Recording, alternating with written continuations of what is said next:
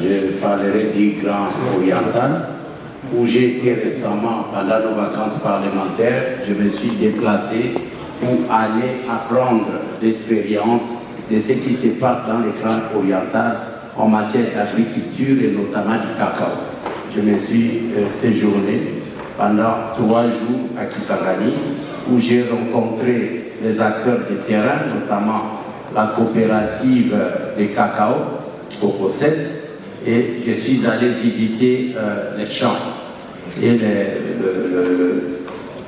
là où on développe donc des jeunes plantes. Donc ce qu'on parle ici, c'est de la réalité. Et aussi, je voudrais remercier les professeurs, surtout qu'il a piloté donc les états généraux de l'agriculture et Madame de l'ONAPAC. Mon message de ces jours, je vais la structurer à travers 3 points. Brièvement. Le premier point, c'est que aujourd'hui, l'espace Grand Ouest se trouve face aux opportunités de son développement. Pourquoi? Puisque l'agriculture est rentrée au centre du programme de ces pays à travers les programmes de transformation agricole décrétés par le président de la République.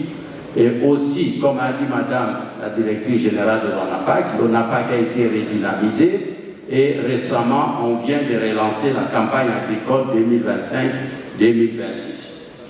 Et tout ça, quand on regarde, le cacao par exemple, la tonne coûte aujourd'hui près de 12 000 $, plus que la tonne de cuivre.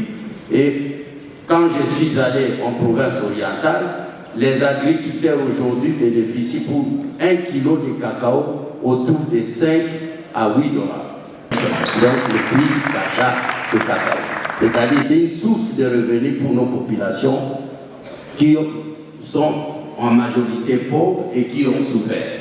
Donc c'est aujourd'hui une opportunité et une lueur d'espoir plutôt pour nos populations qui souffrent de pauvreté et surtout dans cette zone du Grand Ouest qu'on appelle souvent la zone la plus oubliée.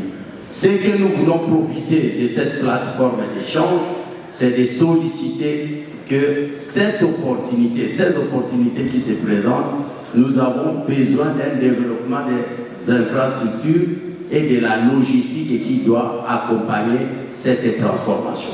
Aujourd'hui, si vous allez dans ces espaces, il n'y a pas de route, ça veut dire qu'on peut produire, on ne saura pas évacuer.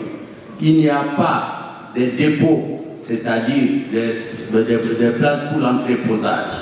Il n'y a pas de bateaux pour dégager. L'ONATRA ne dispose plus de ces bateaux. Et récemment, j'ai fait une mission à l'Équateur dans le cadre de la navigation. Les gens et les produits se déplacent dans des baleinières qui ont plus de 10 ans, des baleinières en bois. Et à chaque naufrage, c'est-à-dire même les commerçants, même les populations, perdent tous leurs moyens d'existence. Merci. Donc nous avons besoin d'accompagnement de l'infrastructure qui doit accompagner cette transformation pour qu'on puisse donc améliorer les conditions de vie de nos populations.